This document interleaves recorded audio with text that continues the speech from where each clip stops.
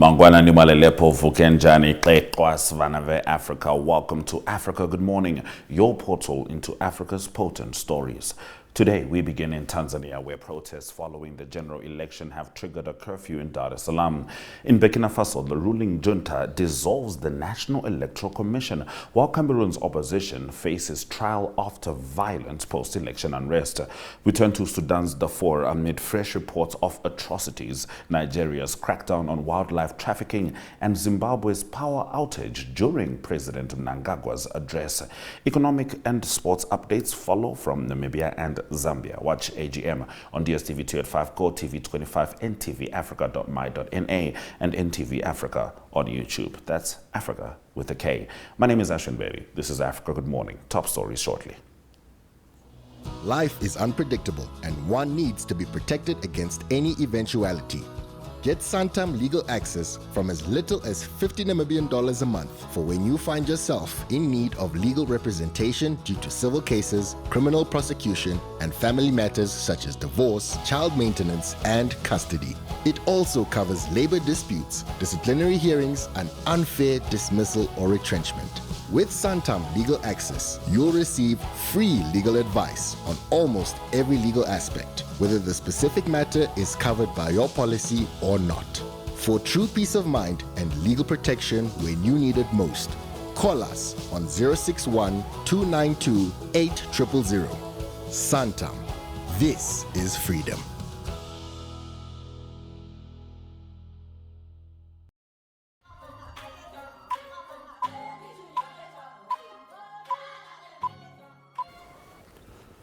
Let's get into the top stories on Africa Good Morning, 30 October. Tanzanian police enforced a curfew in Dar es Salaam after violent protests broke out during an election expected to secure President Samia Suluhu Hassan's victory. Following the disqualification of two major opposition candidates, internet service disruptions were reported as videos surfaced showing protesters clashing with security forces and setting property ablaze. Demonstrations spread across several neighborhoods, with opposition supporters chanting in Arusha and expressing anger over alleged abductions of government critics. Authorities declined to comment, while the government insisted the election was fair. Polling stations closed at 4 p.m. with results expected within 3 days. Hassan urged citizens to vote and reiterated her development record. Voters also selected parliamentary representatives and leaders in Zanzibar. Hassan's CCM party, in power since 1977, faced accusations of repression despite her previous efforts to ease political restrictions. The president had earlier ordered investigations into alleged abductions, though findings remain unpublished. The U.S. Embassy advised personnel to remain indoors as protests continued amid the evening curfew. Burkina Faso's Transitional Legislative Assembly approved the dissolution of the country's Independent National Electoral Commission, a body that had operated for over 2 decades. The move formalizes a bill introduced by the ruling junta led by Captain Ibrahim Traore, which described the commission as inefficient and influenced by foreign interests. The Ministry of Territorial Administration will now oversee election organizing. Following the military takeover in September 2022, the junta pledged to restore civilian governance within 21 months, but extended the transition by 5 years in May last year, also allowing Traore to contest upcoming elections. Since assuming power, the leadership has reduced cooperation with Western nations, particularly France, and strengthened ties with Russia. The change marks another step in restructuring political institutions under the military-led government. In our next story, Cameroon's Interior Minister Paul Atanganji announced that opposition leader Issa Shiroma Bakary will face legal action for allegedly inciting violent demonstrations following the October 12 election, in which 92-year-old President Paul Biya secured an 8th term. At least 4 protesters were killed during clashes with security forces as unrest spread across the country. Shiroma Bakary claimed victory, but Biya's ruling CPDM dismissed this assertion. International organizations organizations, including the UN, AU, and EU, have urged restraint amid the violence. The minister accused Bakari and his associates of organizing illegal protests that led to casualties. Several security personnel were injured, and investigations into incidents have been launched. Despite government assurances that the situation is under control, demonstrations continue in cities like Douala and Garoa, where roadblocks and tire burnings persist. We're going to take a quick break before we continue with more top stories on Africa Good Morning. This time, we're going to be talking about Sudan. Have you ever wondered why Grandma keeps her money under the mattress? And why is Angela uninsured? The Namibia Financial Inclusion Survey 2025 will help us find all the answers. From 6 October till the 4th of November 2025, the Namibia Statistics Agency teams in uniforms with tablets will visit homes across all 14 regions to learn about financial access, informal banking and saving habits. Email us at info@nsa.org.na or at 061 431 3200.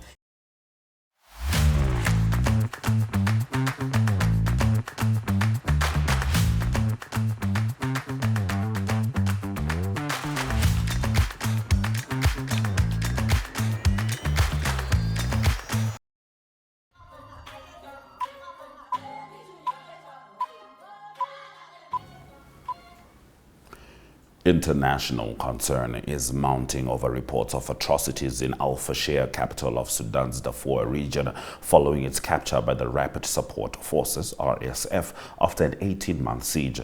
Local organizations reported detentions of over 1,000 civilians and numerous killings, with videos showing people fleeing amid the violence. Around 25,000 have escaped to Tawila, already housing 650,000 displaced individuals. UNHCR official Jacqueline Vilma Pavliet cited accounts of ethnically motivated killings, including executions of those unable to flee. The UN confirmed reports of mass abuses, including sexual violence.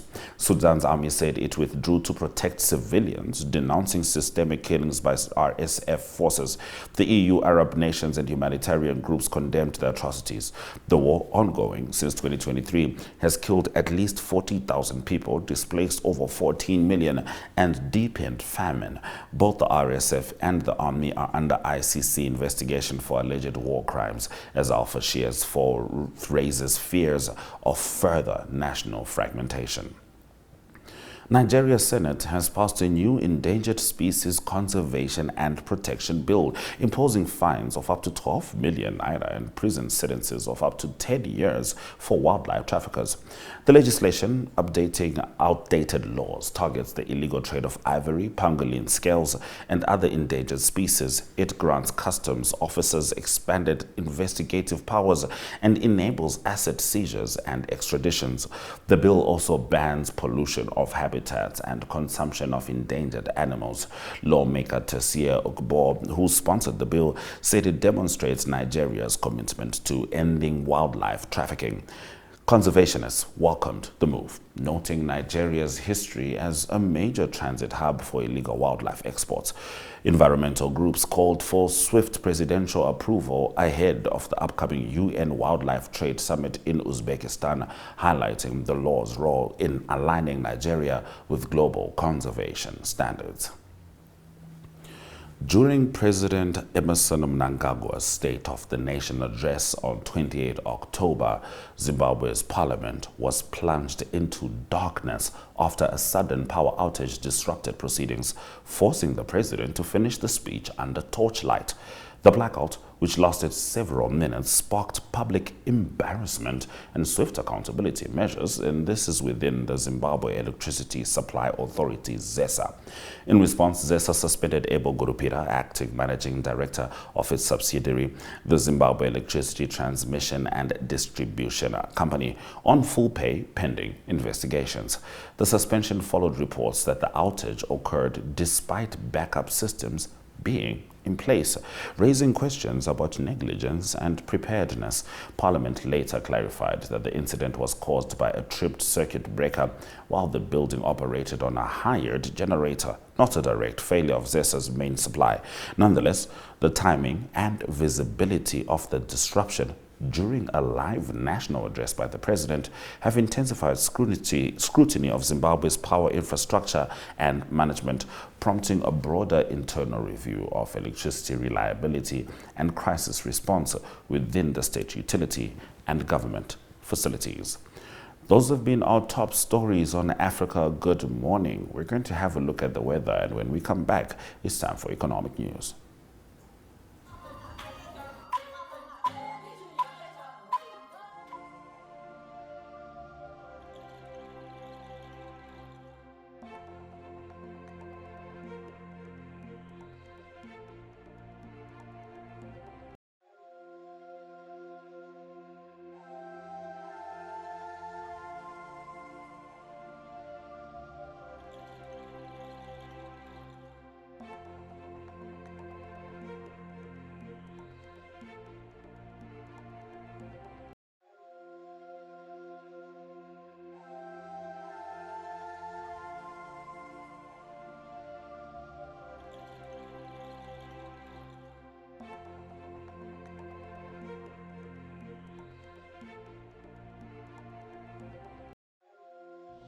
Life is unpredictable, and one needs to be protected against any eventuality. Get Santam legal access from as little as 50 Namibian dollars a month for when you find yourself in need of legal representation due to civil cases, criminal prosecution, and family matters such as divorce, child maintenance, and custody. It also covers labor disputes, disciplinary hearings, and unfair dismissal or retrenchment. With Santam Legal Access, you'll receive free legal advice on almost every legal aspect, whether the specific matter is covered by your policy or not. For true peace of mind and legal protection when you need it most, call us on 061 292 8000. Santam. This is freedom.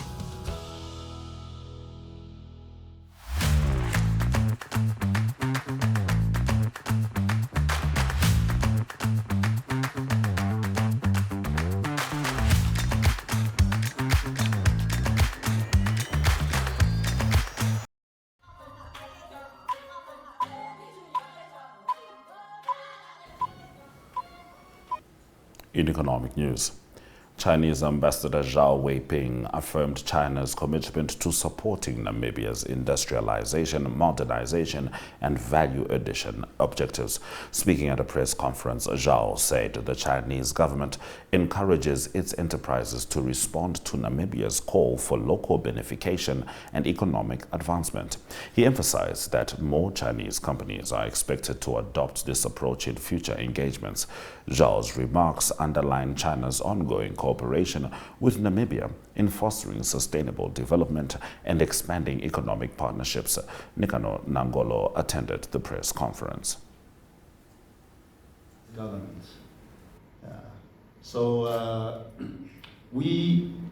I want to emphasize, we fully understand your aspiration for your industrialization and modernization, and of course value addition, that's very important for your economy. So the Chinese government supports our enterprises to also pay special attention to your voices in this, in local beneficiation and also value addition. We fully support that. So I think as time goes by, you may see more Chinese companies will act in that direction. So that's the first point I want to mention. All right, that's been our economic news story. Let's have a look at the indicators before we swing back with the sport.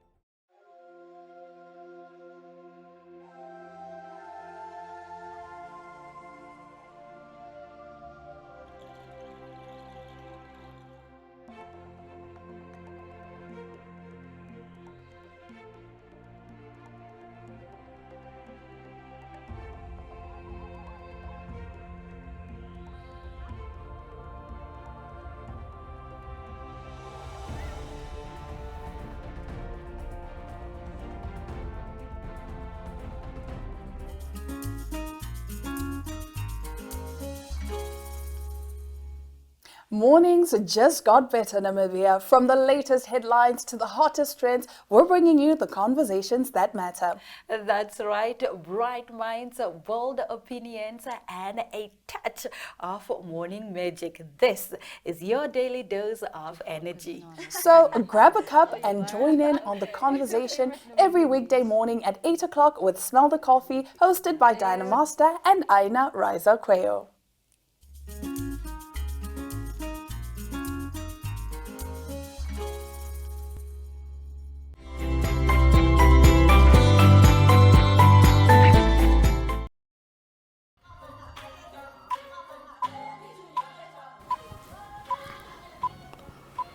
So, getting into sports news, heads have been rolling. Just earlier in the week, Zimbabwe dismissed its coach, Michael Nice, after they were disappointed with his results, and now Avram Grant has been fired from Zambia. The Football Association of Zambia has mutually parted ways with coach Avram Grant, ending his tenure with the national side ahead of the upcoming 2025 Africa Cup of Nations in Morocco.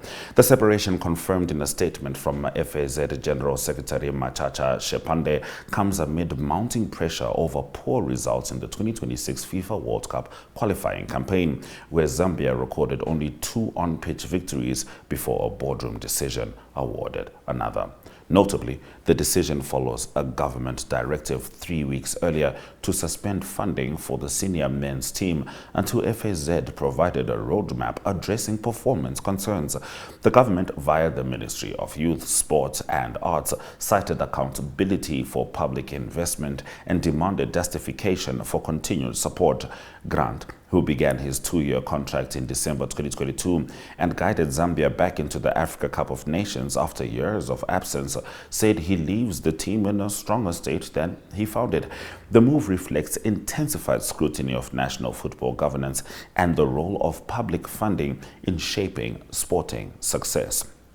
So, Zambia and Zimbabwe have both let go of their Africa Cup of Nations qualifying coaches. We do wonder if heads will roll in other countries. We certainly hope that's not the case in Namibia, but the guys are knocking. That's been our sports on Africa. Good morning. We're going to take a quick break.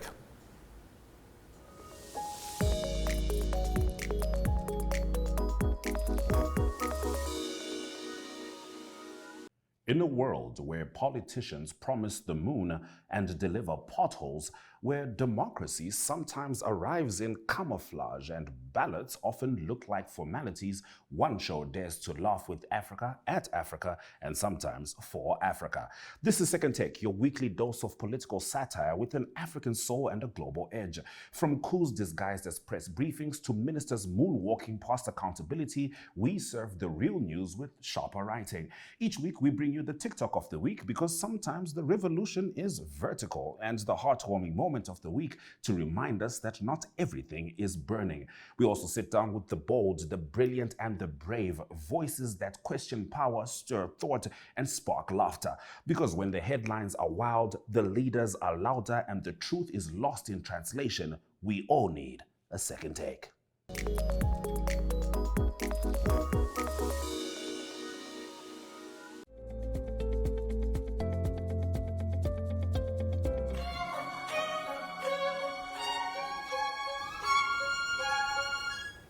Do make sure you check out Second Take this week on Sunday at 9 p.m. I will be focused on Tanzania and Cameroon's just recently held elections, which both gave birth to significant protests.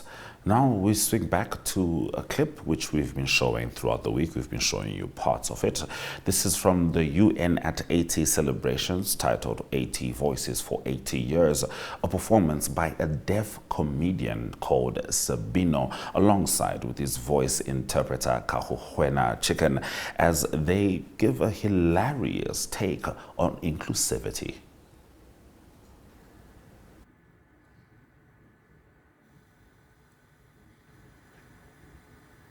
How many languages do you know of where you can shout without making noise? Hi, my name is Sabino, and I am a deaf comedian, and proudly recognized as one of Africa's first deaf comedians. Through music, comedy, and sign language. I bring culture and joy. Deaf people are highly skilled, intelligent, and capable contributors to society. For example, there are many deaf drivers like myself who provide excellent taxi and airport shuttle services. It's the most silent taxi ride you could ever take. Deaf people are the only people who naturally mind their business. We just can't hear it.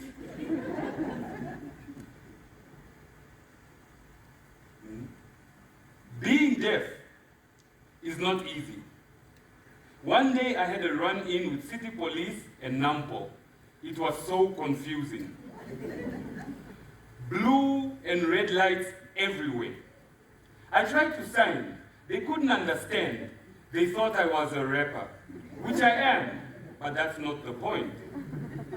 When a city police officer issued me a ticket, I tried to ask for clarification using sign language.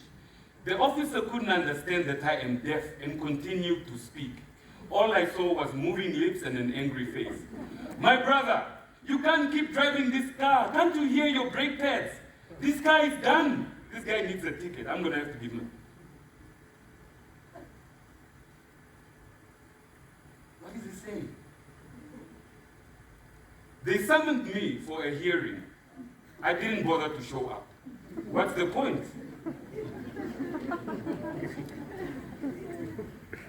Many hearing people don't know sign language. So deaf people are often excluded from education, jobs, and even healthcare. It's harder without interpreters or proper support. And that's why creating awareness through deaf comedy and Free Your Mind is so important. My friend here, which is me, is my voice interpreter. He's here to help you hearing folks. But sometimes working with him is no different than working with the blind. It's always a challenge. Can you imagine me and a blind person communicating? We often need an interpreter. But it's no different than communicating with the hearing. To us, you are disabled. If you want to understand deaf experiences, it's worth learning at least a little sign language, so you can understand how the language truly works. But I'll teach you some words. Hello, do it with us. Hello. Hello. How are you? How are you? I am fine. I am fine. Thank you. Thank you. I love you all. I love you all.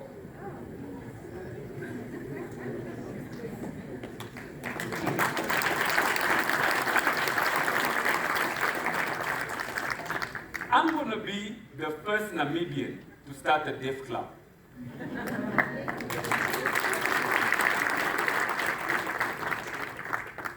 No cell phones, texting, video calls, or social media.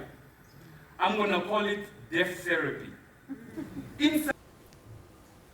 Thank you for staying with Africa Good Morning throughout the broadcast on ntvafrica.my.na, DSTV 285, Code TV 25, and NTV Africa on YouTube. That's Africa with a K. Thank you very much. And make sure that you check us out as well on Echo, which is on the oneup2.com platform. We return tomorrow to close off the week. We'll certainly be keeping an eye on developments in Tanzania, in Cameroon, where there is currently significant unrest. Stay with Africa Good Morning. We're going to be with you. Cheers.